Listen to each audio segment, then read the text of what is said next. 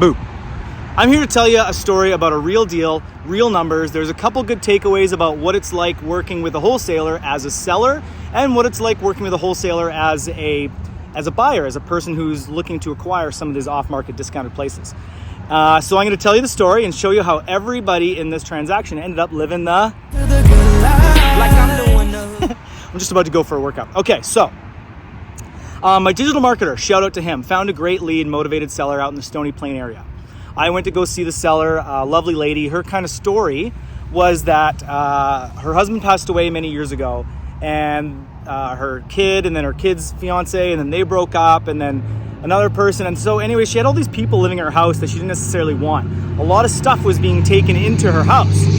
And she doesn't have work, she was running out of money, and she had a job offer in Grand Prairie. She wanted to sell this place, pay her for a mortgage, and through selling the place, deal with all the more or less squatters in her house.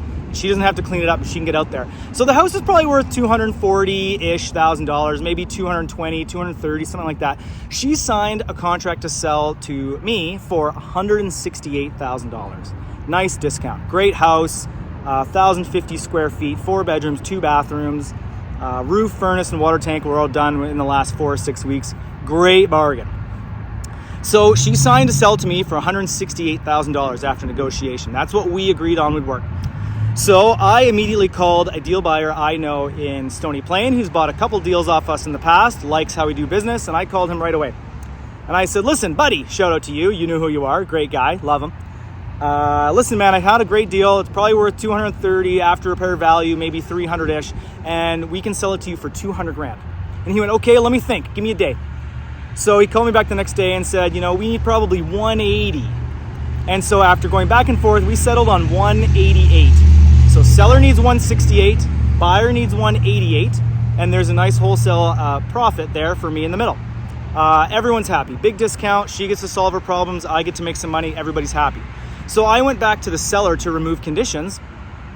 Oh yeah, and so the deal buyer, that's a $20,000 fee. Now how we normally work it with those fees is we do half up front and half at close. And written in our agreement, that half you put down up front is returned to you if the seller doesn't follow through on the agreement. No value provided, no fee paid. So we hold it in trust until the deal is closed. So if they don't close, you get it back. So there's a takeaway. So I went back to the seller to remove conditions, and she said, you know what, this is moving really fast for me. I want to talk to my big truck.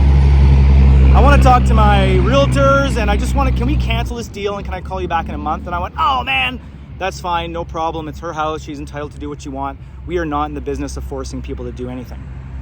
So no problem. So I called the deal buyer back and said, listen, the deal actually ended up falling apart. I'm going to go to the bank and pull that money out for you, and I have a check for you for that half that you put down, give it back to you. No deal. She gets to carry on with her life, do whatever she wants. He gets his money back. He's not out any money, and I don't get the deal, but that's okay.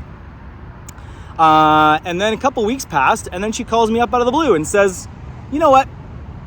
I actually do want to move forward with you, but is there any chance you can move the price up a little bit? And I told her, yes, we can. So we moved the price up for the seller to $178 from $168. We came up $10,000.